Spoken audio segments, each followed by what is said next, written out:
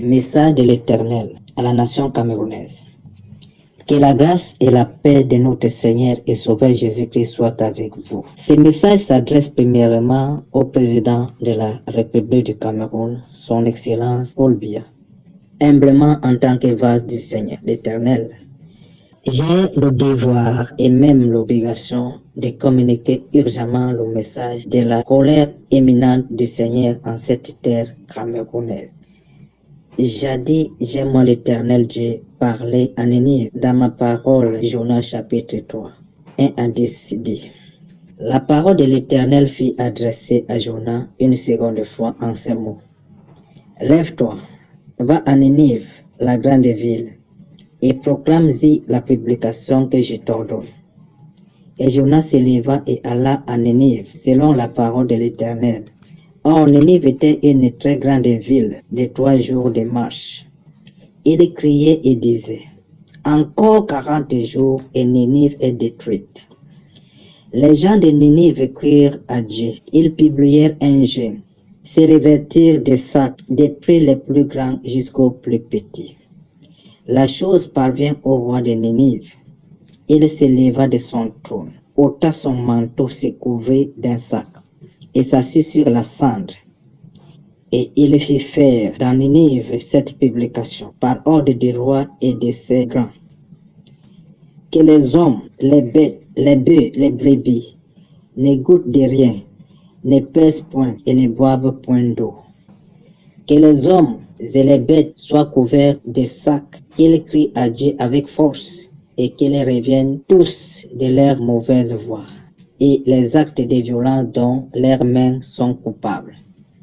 Qui sait si Dieu ne reviendra pas, ne se repentira pas, et s'il renoncera pas à son ardente colère, en sorte que nous ne périssons point. Dieu vit qu'ils agissaient ainsi et qu'ils revenaient de leur mauvaise voie. Alors Dieu se repentit du mal qu'il avait résolu de leur faire. Il ne le fit pas.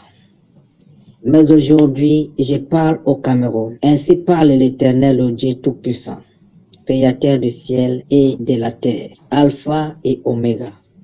Je suis celui qui suis, d'éternité en éternité. Mon amour demeure pour l'homme créé en mon image. J'étais aimé, moi, Jéhovah, d'un amour éternel, et j'étais amené dans le monde pour me servir dans cette présidence, pour diriger mon peuple, la nation que j'ai choisie et mise à part, le Cameroun. Son Excellence, Monsieur le Président Paul Biya, je t'étends, moi Jéhovah, toujours ma main de grâce et de miséricorde, afin que tu te répandes devant ton Père Jéhovah que je suis, de tous tes péchés commis. Ma parole dans Jean 1, 18 a dit, si nous disons que nous n'avons pas de péché, nous nous séduisons nous-mêmes et la vérité n'est point en nous. Si nous confessons nos péchés, il est fidèle et juste pour nous les pardonner et pour nous purifier de toute iniquité. Si nous disons que nous n'avons pas de péché, nous le faisons mentir et sa parole n'est point en nous.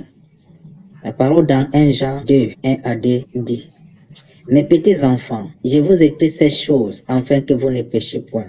Et si quelqu'un a péché, nous avons un avocat auprès du Père, Jésus-Christ le juste.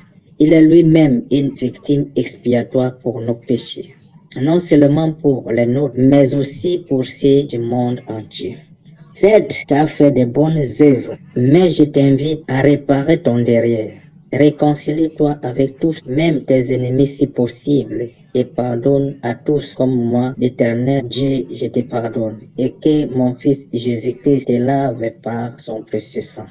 Tu ne sais ni l'heure, ni le jour où mon Fils Jésus-Christ te demandera des comptes par rapport à ton travail sur la terre.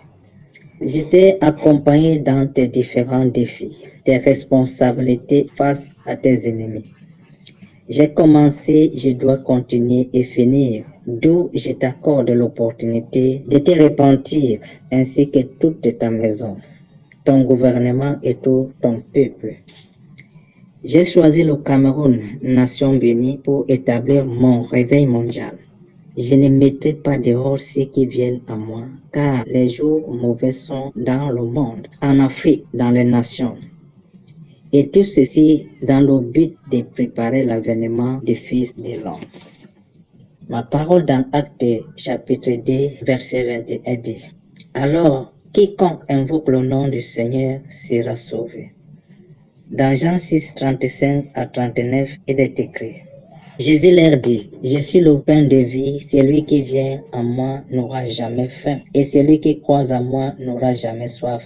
Mais je vous l'ai dit, et vous ne croyez point. Mais tout ce que le Père me donne viendra à moi, et je ne mettrai pas dehors celui qui vient à moi.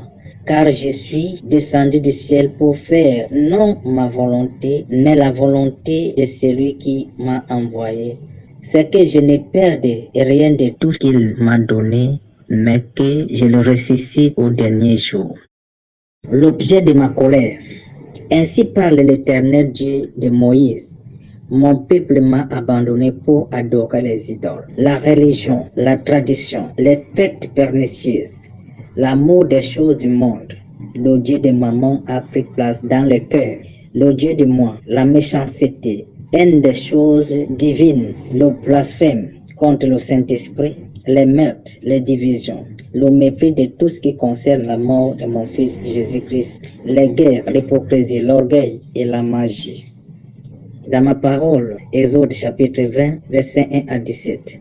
Alors Dieu prononça toutes ces paroles en disant: Je suis l'Éternel ton Dieu qui t'a fait sortir du pays d'Égypte, de la maison de servitude.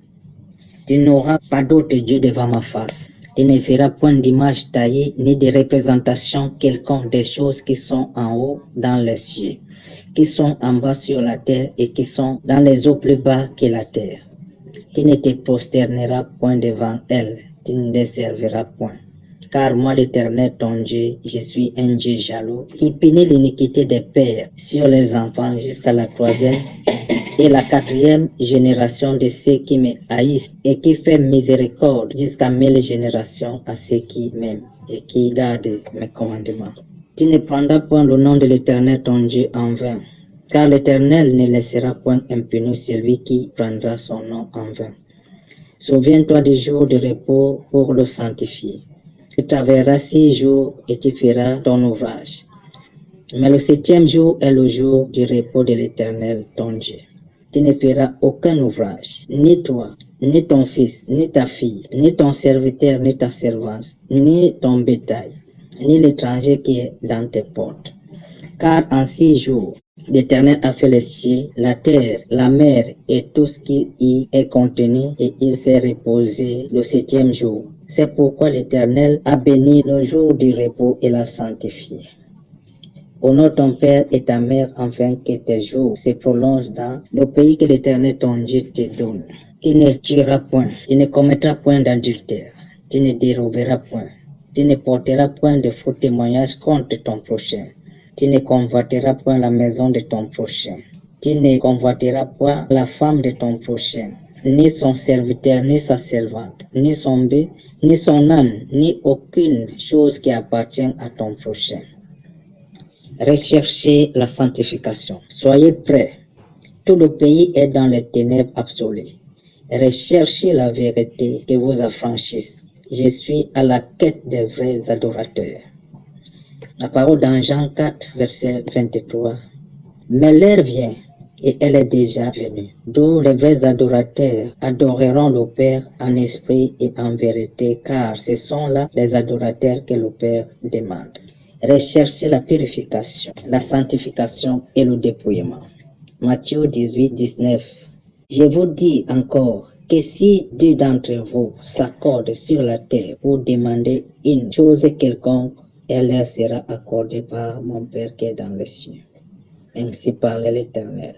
Toute la gloire revient à Jésus-Christ. Amen.